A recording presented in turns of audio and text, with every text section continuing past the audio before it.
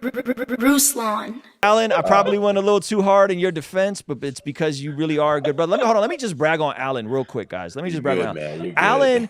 Alan is one of the biggest Christian YouTubers, and out the rip, this brother embraced me. He was very generous with his time. He was very just like helped me in so many different ways. And when you come across people in this space, YouTube, music, and they're genuine people, I get defensive of people, and I don't think Alan needed me to defend him, but I just felt like the framing of this whole thing, it bugged me, and that's why I jumped out the window. So I want to be clear, Alan, like I barely talked to Alan about any of this stuff. It's literally like, hey, what did you post? Let me see. Hey, I'm gonna make a video about this. That's it. But it's because Alan is the real deal, ladies and gentlemen. Like, he really is who you guys see. There is no Hollywood. He acts a different way. Like, he really is this guy in real life. And so I wanted to just say that first and foremost. He is behind the scenes helping so many different Christian YouTubers that you guys have no idea about, not just by doing collabs and having them on the channel, but like, we're talking real practical structural things that he'll pull me to the side for. He'll call me, hey man, I think be careful with this. Hey, have you thought about this? Hey, so that's when you come across people like that, I just get defensive and I'll turn up real quick. Sometimes that's not always constructive, but it is what it is. So Alan, thank you so much for calling in, brother. I appreciate you, man. Yeah, man. What do you think about all this stuff? So let me just say I have the utmost respect for both of you guys. And I don't know if Paul wants me to share this or not, but he actually sent me a private message on Instagram, and I really appreciated that, man, because and I hope this doesn't put you out there, Paul, in any way, because that was not my intent. But he sent me a message, and the reason why I'm bringing this up, Paul could have commented on my Instagram post like, hey brother, you know, what kind of spiritual leader are you? What kind of Christian are you? You know, why did you put this picture up there? No, he pulled me aside in private, and he didn't even say take it down. He just said, hey, people are contacting me. It could cause people to lust. It could trigger, and you know, you might want to consider swapping it out. And I just want to commend you, brother, you know, for the maturity that you used in reaching out. It was very warm and refreshing in the light of days where people like to kind of call people out in public and all of those things. So let me say that right there. I appreciated that. Now, guys, here's the thing. I decided to change out the thumbnails, not so much because I was so afraid that it was going to cause people to lust, because I think that there's a lot of things going on in our world that could do that. But the reason why I did that was because I did not want what the message was inside of the video to be missed because there was a block or there was some sort of restriction or some sort of hey, you know, I don't want to even click on this video because the thumbnail turned me off. I felt like it wasn't worth it to me to make my point and to exercise my Christian freedom, if you will, to make a point. And I also thought about it this way: if I could create the same, if I could have the same video up there and blur out the part of the of her anatomy that, let's be honest, would have been the part that caused people to trigger to lust, then if I can accomplish that same thing, then it was worth it to me to swap it out. And if we got some other complaints from people via email that said, hey, you know, this was triggering me and all those things. So that's why I did that. But real quick, I don't want to monopolize, but I do want to throw this out there though, because, you know, there's a lot of question about should these type of things be covered on a YouTuber, like a Christian YouTuber. And I just want to point this out, guys. Like, if we as Christian YouTubers don't cover these things, then where are they going to be covered, right? Yeah. The churches aren't covering a lot of these things. Are you going to go to your church and are you going to hear a pastor on Sunday morning do a message on pornography, do a message on should people use sex toys and you know, stuff like? And then here's my last question. I'll throw this out to you guys.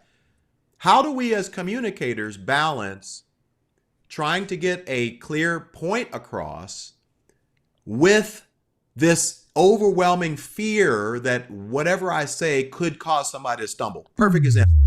If I'm a Christian pastor and I say, hey, I want to talk to the married couples today about sex toys and whether you should or should not use them. Let's just say it's a Wednesday night or something. It's not even Sunday morning. Should he refrain from talking about that? Because the mention of sex toys could literally send people and just go down a direction, but just the mention of it. So is he guilty for bringing that up? Because, man, he shouldn't be talking about that. Well, where do we talk about it? Yeah. Anyway, I'll leave it there. What are y'all's thoughts? Woo! That's good. Go ahead, Paul. I think kind of like you already said, Ruslan, I think there is absolutely a place. I think there's a place to talk about healthy sex within marriage. I think more people need to talk about that because a healthy sex life is a beautiful thing. That's a huge blessing within marriage. And those controversial topics, yeah, I mean, I'm convicted and frustrated, and I need to check myself because pastors are doing so many good things. But I'm like, come on, pastors, talk about these significant cultural issues. Lead your flock in practical ways. So I think that covers the whole gambit. So I agree with you. I think that we do have to be wise, and I appreciate your humility, Alan, in going ahead and blurring it. And ultimately, I think that will invite more people to the right people to click on it and hear your message. Yeah, I think that's a great point, Alan. I think and that's my frustration with the Christian space, man, if I'm honest, like it's this weird, it's this weird tension that we live in that I'm on a secular platform, Valuetainment Money. And it's like Christians versus OnlyFans model. Our OnlyFans model is wifey material, right? And they want the Christian to come on and talk about it. And I just shared it. Like I shared it because I thought it'd be good to share it with my community and hear the discussion. And people were like, her cleavage is showing in the thumbnail. I'm like, but guys, like, can we not for a moment see the bigger picture of what we're discussing?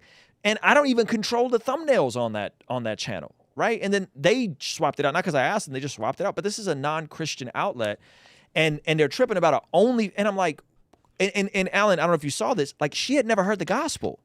Like right. I'm in positions to share the gospel with people that will never hear the gospel, and then my tribe is like, but her cleavage is showing in the thumbnail, and I'm like, really, like we really can't see the bigger picture of some of this stuff. And again, when we're talking culture historically has been built top down, meaning pastors, clergy, politicians, presidents, Hollywood. They build culture top down. Now we're building culture bottom up.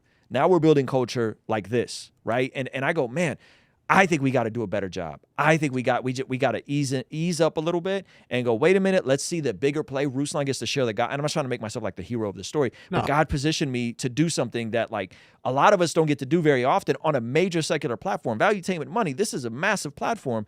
And then like I'm getting pushback that like her cleavage is showing. I'm like, I'm not even like, why? What are we talking? Like, and again, it's that hypothetical thing that bugs me. Like, are you actually triggered by this? Are you really triggered by this? Or do you just not like that Ruslan is doing something that looks a certain way?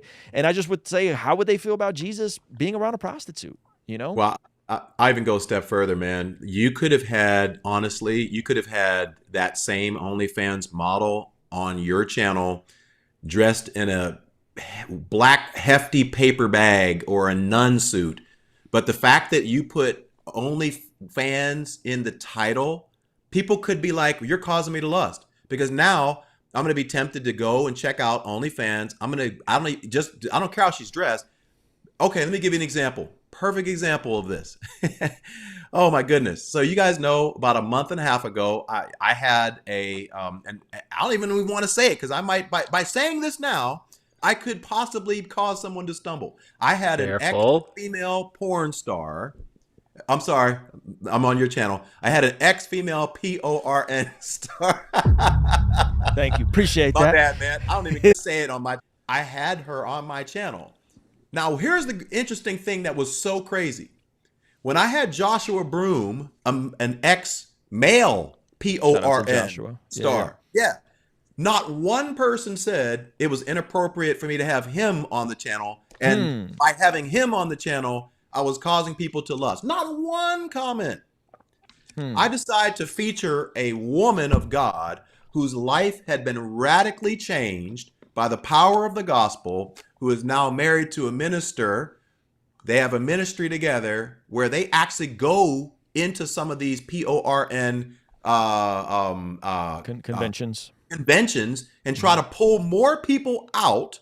The woman was 38 weeks pregnant when she came on my show. People don't know that. She was dressed appropriately, and I still caught slack because I had her on there, and it could potentially, now people could look up her name and start to look at her previous videos. Now, I'm saying, even now, just me saying that right now, just me saying that and referencing that video right now, could easily now. So where do we draw the line on this? My wife and I had an hour and a half conversation about this the other night. Where do we draw the line? Yeah, and this is where I say, hey, that's usually evil in someone's heart that's driving them to go and want to even have that thought and look that person up, right? And I don't think that's the person, the image bearer of God. I think that's the other side of things that's corrupting that heart to go and do that. And that's literally my question. Because if we're looking at those passages in context about cussing the brothers, it's not talking about cater and coddle the weaker brother. That's not what those passages are saying. Paul went on to continue eating meat. He went on to, and those were over disputable matters. So I think some of that stuff just gets weaponized against people, and I don't think it's fair. And again, Alan, I mean, and I hate to bring this up, but like, guys, you know the pressure that we're under as Christian YouTubers, right? Not only is there just the basics of like, let me be a Christian on the daily, love Jesus, love my wife, read the Bible. Like I'm behind on my 1-year Bible right now. And I'm like, oh my gosh, like if people knew I was behind a month on my 1-year Bible, I'm such a, like there's the regular pressure of like just staying on top of that. There's the pressure of the comments. There's the pressure of non-believers in the comments. And so that's where I just go, guys, like. There's pressure of if you make any money from this, then all of a sudden, then people are going to criticize you. Then people are going to judge the money. Why are you charging for this? Yeah. Right. So there's just a lot that goes into. So I didn't mean to rant about this. Paul, what do you think, man? Where do you draw the line? Man, I feel like I'm all talked out. I think that you guys bring up some really good points. It is very difficult being a Christian YouTuber. There are so many layers to this job, but as you would both agree, and you, Alan, you would agree that we do want to be above reproach. We do want to, ultimately, we're not having to coddle, but we do have a sense of protecting those that have been entrusted to us. And I would say that's, one of the things that you were thinking about that, you ended up blurring it. And so it's just like you already said, Alan, where do you draw the line? Being sensitive to the Holy Spirit, being sensitive to the Word of God, and then open to brothers that bring stuff up to you. And I want to be sensitive to that and open. Doesn't mean I need to change what I'm doing because some random person messages me, but at least if it's a brother or sister in Christ and they bring something up with a sincere heart, at least entertain it, at least think on it. Yeah. Guys, can we do some of these super chats? There's a lot of folks that drop super chats. You guys mind going through some of these with me? I'm sure they'll spark some more conversation. So some good stuff.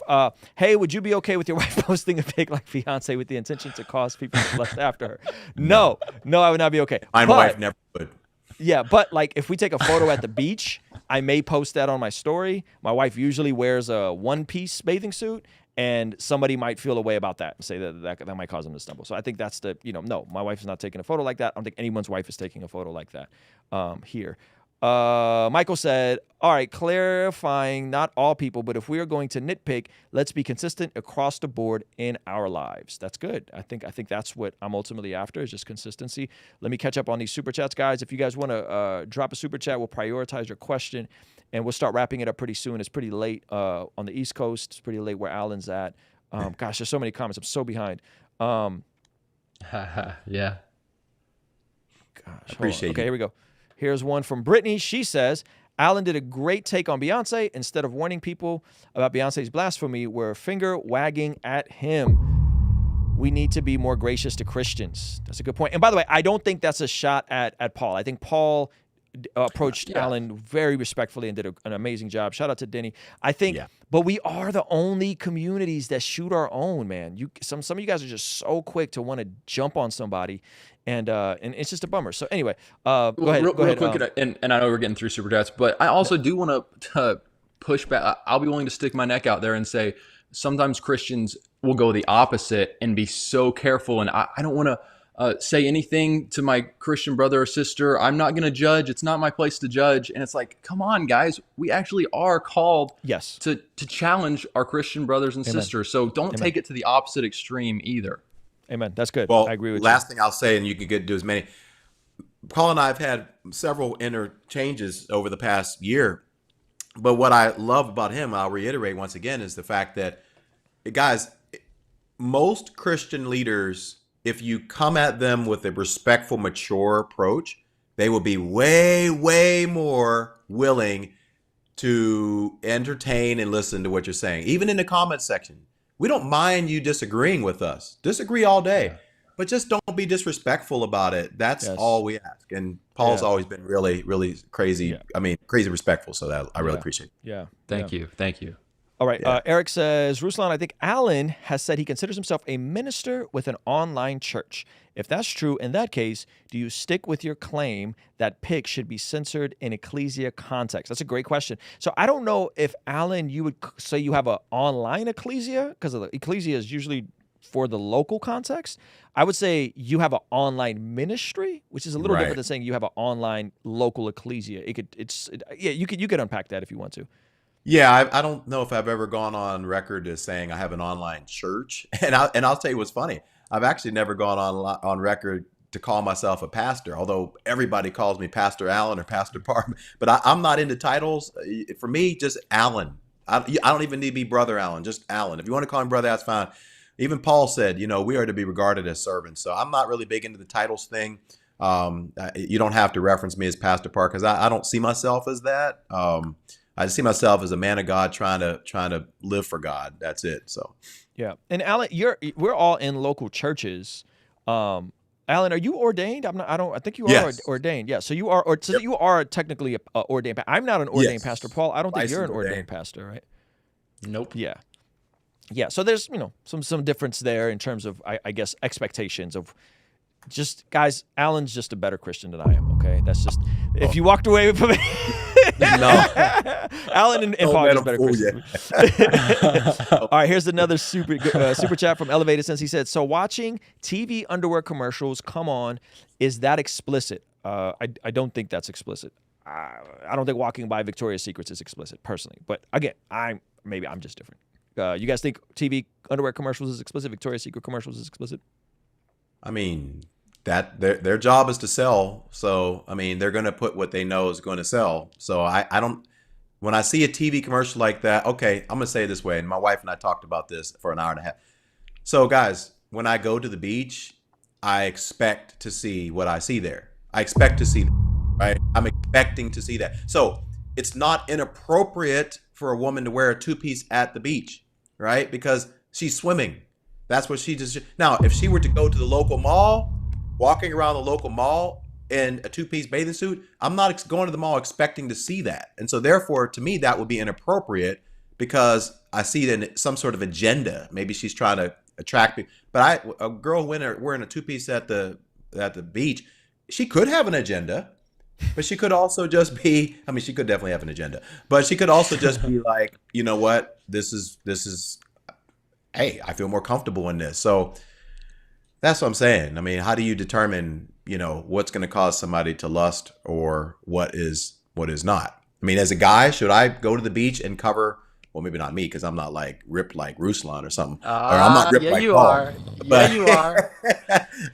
but Alan, you shredded. Stop capping. You got super lean lately. Don't play. I see you. Alan lost like 40 pounds up in here. You know you got them abs underneath that shirt. Come on now. Oh, man. Y'all funny. But like, seriously, like, I mean, should every man keep his shirt on when he goes to the beach? Because he's afraid that if he takes his shirt off, that he's going to cause women to lust. Nobody wants to talk about that. Or should he be like, wait, this is kind of weird. It's awkward. Like, I'm going in and out of the water. Do I have to put my shirt on? If I'm like, how far do we take this thing? So, And there's brothers that do that. There's brothers that wear a shirt in the and that's water, their conviction. and that's their conviction, right? Right. That's what we're talking about. So yes, I shared the story. I was on the Strip last week, Alan. We took a family to a quick 3-day trip to Vegas, and there was girls in bikinis on the Strip. I wasn't, and they were asking my 7-year-old to take pictures. I wasn't mad at them. I wasn't upset with them. It's like, it's the Strip. I walked onto the Las Vegas Strip. Exactly. You didn't say get behind me, Satan? I did not say.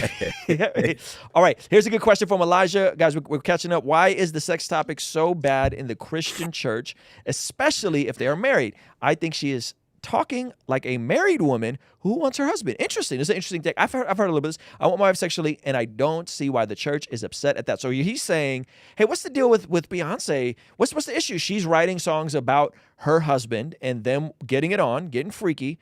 Why is that a big deal for Christians? I think that's what he's saying. What do you guys think? Alan? Well, okay. Well, first of all, most of her lyrics don't mention Jay-Z by name, so we don't know for sure if he's talking about her husband. But the bigger issue that I'm trying to get across is that you have millions of Christians, maybe even billions of Christians, who follow Beyonce, who listen to her music, who are going to the club, and they don't realize that these messages are getting into their spirit. And so whether because she's not mentioning specifically these actions with her husband, we can infer, or we could easily assume, that she's just talking about two people, maybe not necessarily her and her husband, but just a woman and a man, in the back of a car, partition. That stupid song, right? The partition, driver roll up the partition. I'm not, once again, let me not say anything, because if I repeat the lyrics, I might cause somebody to stumble.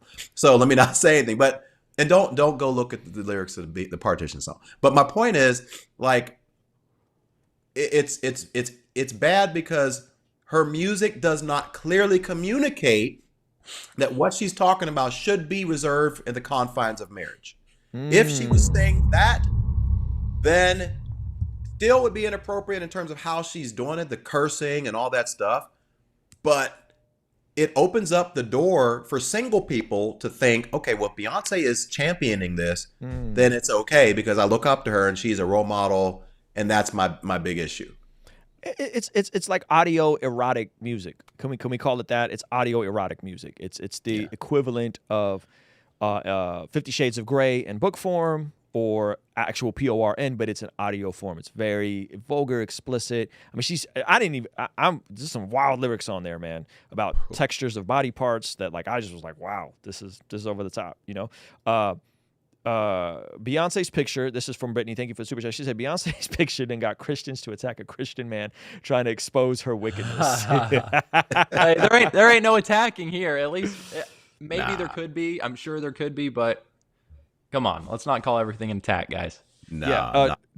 Truther, by the way, I don't think Paul was attacking Alan. That's not. I didn't even know that Paul was the person who DM'd. I haven't seen you all's video yet, by the way. I've not watched the video you all did together.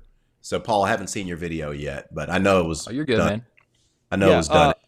Great, Alan. Can we get your take on this? How would you define explicit? I have a more literal definition. I think Paul has a more. I don't know how Paul would define it. A more person-to-person definition. How would you define the word explicit? Because I think that's what the crux of it is what, or one of the issues we talk about is what is explicit? Was that explicit? How would you define explicit in this context? Well, that's just the problem, because there is not really a clear definition of exactly what's explicit to me is not explicit. Now, guys, I say this, and please, please, please do not take this the wrong way. And I say, guys, I'm not talking about just Russ and Paul. I'm saying anybody listen to this, please don't think I'm being super Christian, because I'm not. But guys, I have gotten to a point where I could see that Beyonce picture, and I'll be honest, from the bottom of my heart, it wasn't lustful for me. I don't look at that and start lusting after Beyonce. Call it growth. Maybe at one point in my life, maybe yes, but I can look at that picture and see her body parts, and I'm not going to be triggered. Now, I know some people do, and that's where I have to be sensitive, and I get that. So for me, although okay, let me just say it this way. A couple videos previous, I posted a picture about Billie Eilish and Beyonce on there. And Billie Eilish had her tongue like all the way down. To me, that turned me on more than Beyonce, right? Because what is explicit to one person may not be anything to anybody else, right?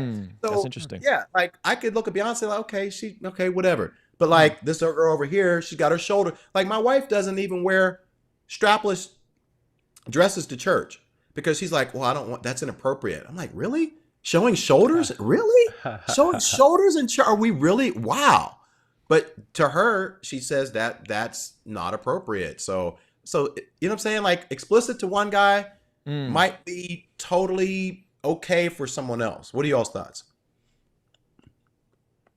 I mean, clearly if we're showing like straight up like body parts with no clothes, I mean, let's be honest, that's straight up explicit. Let's be honest. But yeah, I think you're totally right. I think my thing is one, what is deemed oh shoot, I lost the screen. What is deemed explicit based on like standards of what's appropriate at a mall, what's appropriate at Walmart, right? I would say that. And then I would say you're 100% right. It's context, right? A woman showing up to church in a bikini would be totally inappropriate. A woman wearing a bikini at the beach or at the pool is appropriate attire for that. I think it's the context of what's being worn and why it's being worn. And I'm with you, Alan. I saw that picture and I was like, oh my gosh, this is so sad. Beyonce, who's worth $1 billion, okay, who does not need to do this anymore, is still trying to compete as a 40-plus-year-old mother. Right. And and she has a foundation in the church. Like I was broken for her. Like I was like, this is sad. This is sad. This isn't, oh, she's so bad. Oh, look at the cleavage. I'm like, yo, she's older than my wife. She's in her 40s and she's still having to resort to this. That's how I felt about it. I didn't see it as like, wow, she's so thick or whatever. I was just like, man, this is a bummer. That's how I viewed it. And again, not saying I'm a superhero, not saying I'm a super Christian. I'm just superhero, Ruslan.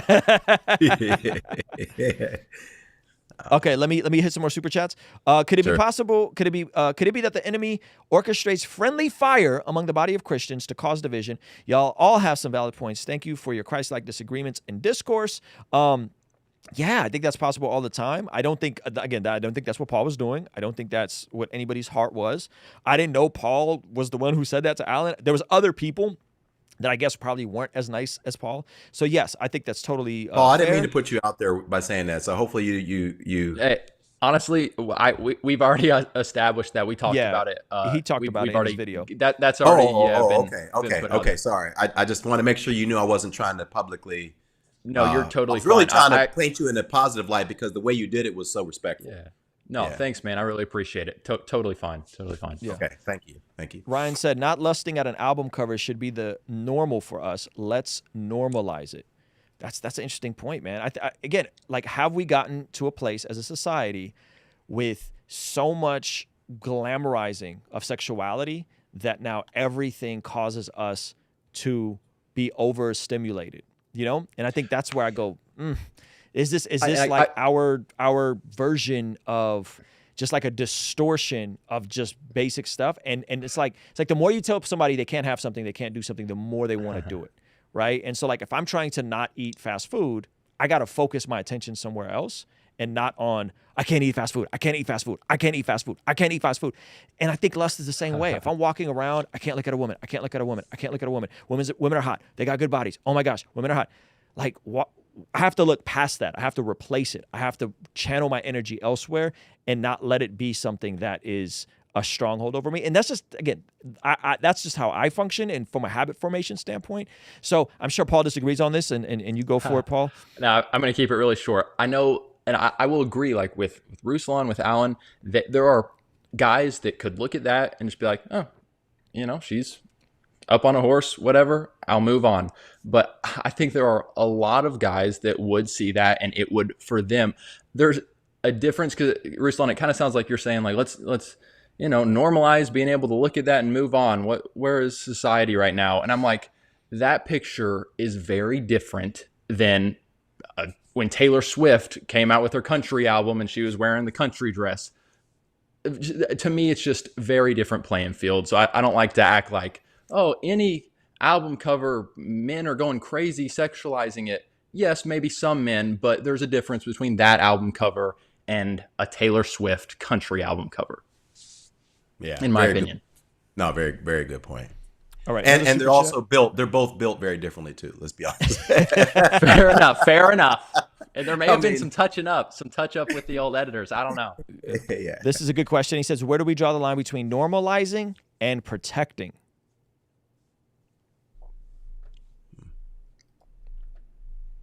Good question. Where do we draw the line?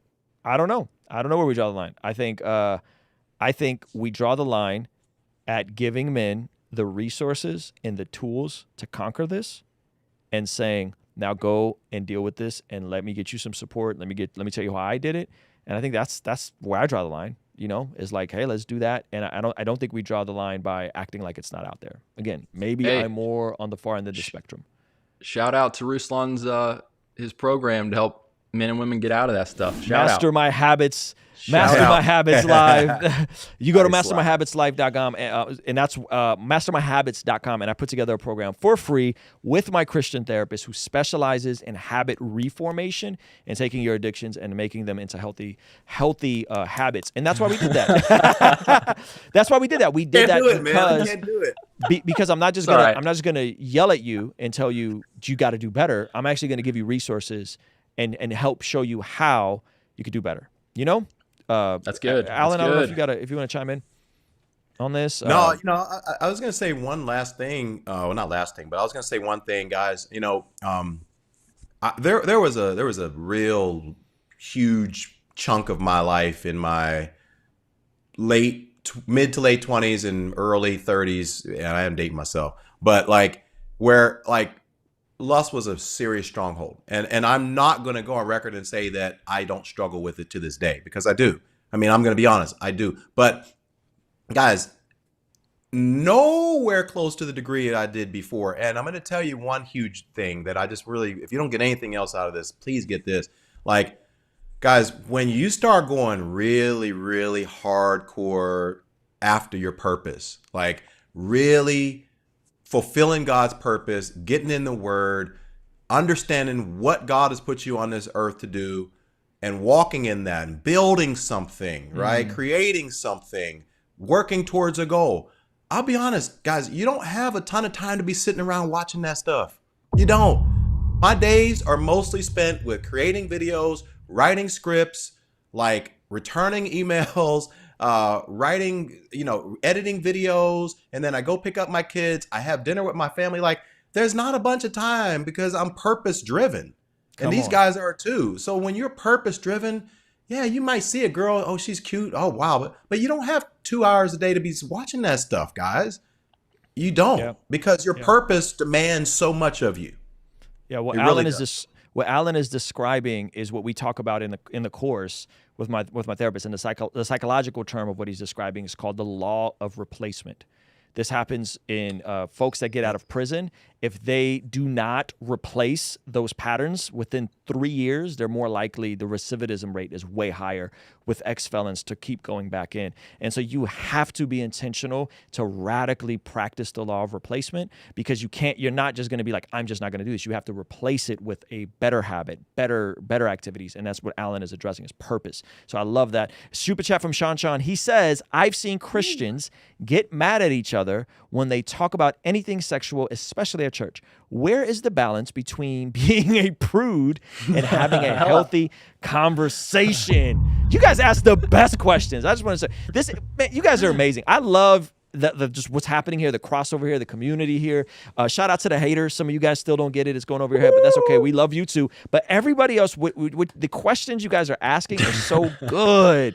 Alan, let's go to Paul first. Paul, what do you think about this? Where's that line between being a prude and having a healthy conversation about sex? Oh, man. I think perhaps there should be disclaimers. Again, if Morgan and I are about to get into some real intimate conversation around sex, maybe say at the beginning, young people that aren't married yet, hold off on this video.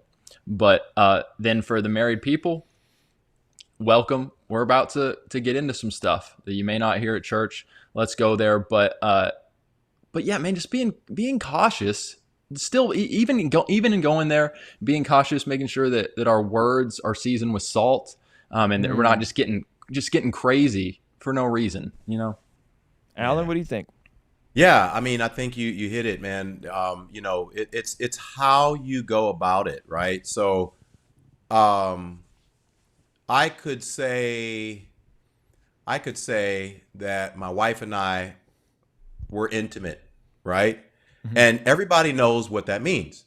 Or I could say something way more descriptive than I'm not going to say right now, right? That describes something that would give you a visual picture. So the point is, do I need to describe all of that just in the spirit of being real? Because that's a whole nother thing. Oh, come on. You know, I'm just going to keep it 100. I'm going to keep it real. Well, yeah, you're a pastor. You don't need to be keeping it real. You don't need to be using that type of language from the pulpit to get your point across, right? Like, I don't need to say, oh, matter of fact, okay, I'll say this.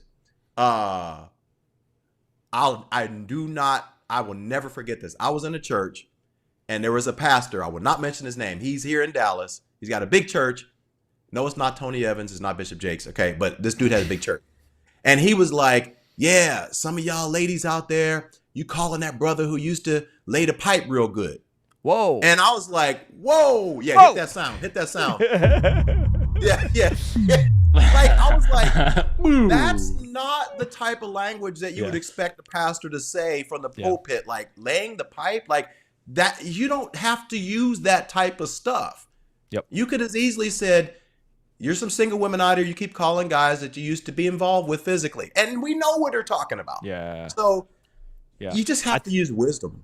I think wisdom, I think not being too descriptive, like you said, not talking about specific positions and specific acts, right? I think that's not helpful. I do think that there is a time and a place to have these conversations. Like when my wife, we had a baby about a year and 16 months ago, right? My daughter's always 16 months. And I think I definitely talked to John about this, Alan. I feel like I've had a conversation with you about it. But Paul, these are conversations I would think are helpful, is like, hey, like my wife's about to have a baby. Like this was a stronghold. And I need to wage war that I'm even more on point, because I can't be, well, we got our schedule and we got our, these days a week. I have to mentally prepare that my wife is about to push out a human. I get it. I need to give her some space and not. Can you guys pray for me? Yeah. And I'm saying this specifically for you. Is Morgan pregnant? Yeah, she's month and a half. Month and a half. So these are. Oh, she's doing a month and a half with your first child? Yeah. I think I saw something like that on IG. Congrats, man. Yeah, awesome. yeah. And so that's one of those things where, Paul, I'm like, hey, prepare mentally. Prepare mentally. That like Thanks. It's going Seriously. To be hard. It's going to be hard. Yeah. And the last thing I wanted to do was be all over my wife like a horny puppy. You know what I mean? Like chasing her around the house, and she just pushed out a human. Like, hey, So let me throw this out there, because guys, if you're single watching this, oh man, this is so critical. Yes. If you can develop self-control as a single dude, I promise you it will pay dividends for you later when you get married.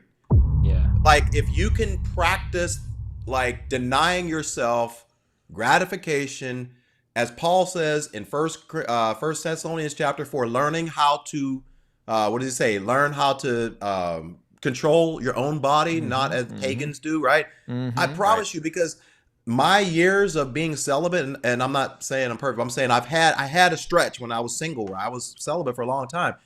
And that prepared me for seasons in my marriage where, maybe we are not being as intimate as often as I would like. I'm able to mentally be like, you know what? I've been here before, been there, done that.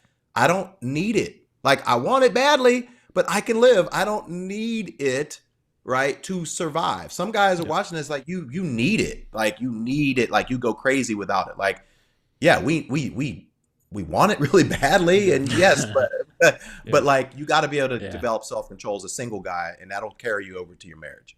That's so good. That's so good. All right, let's do a couple more super chats, and then we're going to wrap up. I know you guys probably got to go. Sorry to keep you guys so late. Modesty is key. Would we feel comfortable sharing this in front of Jesus? Appreciate the convo. You guys are my favorite YouTubers. Thank you so much. I think Jesus already knows everything that's going on in the world. So like, sure, you know, yeah. I don't know how to answer that. I don't know if you guys got a different answer, but yeah, I don't think Jesus is caught off guard by Beyonce's album cover. Right. Yeah. Can we move? Okay, we'll move on. Okay. Elevated Sense says Song of Solomon is a little explicit. He's not pleased with it. Yeah, he's not pleased with it, but it's not caught off guard. That's so good. So yeah, I didn't mean to like, yeah, and Jesus is cool with it. Jesus is not cool with it, but he knows everything that's going on. All right. Song of Solomon is a little explicit. Would we tiptoe around that book of the Bible? Could that book make a man lust? Would you take care during? Would you take care during a sermon about it? Hey, we went through Song of Solomon in the literal sense, not in the Jesus is the bride, like in the literal sense, on a Sunday morning. And I was a single man in my church, and we were going through that book. And you know, I had to figure it out. You know, like hey, I had to elevated sense. Why do you have to drop that on us so late? Right. We're trying to get out of here, bro. Right. That's proof right there.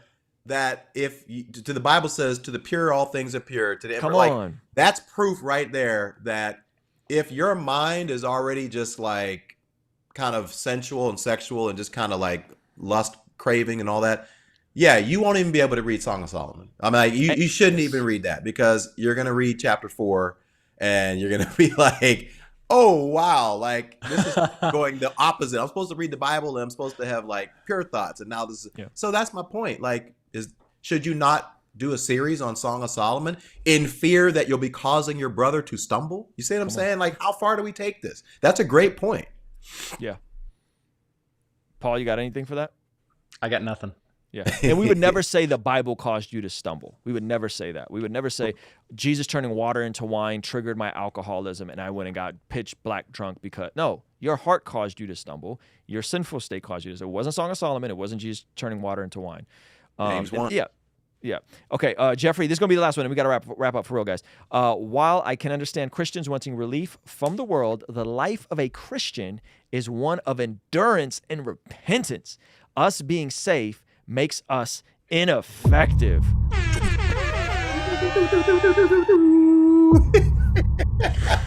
I gotta get some sound effects for my live stream. I got you, man. I got you.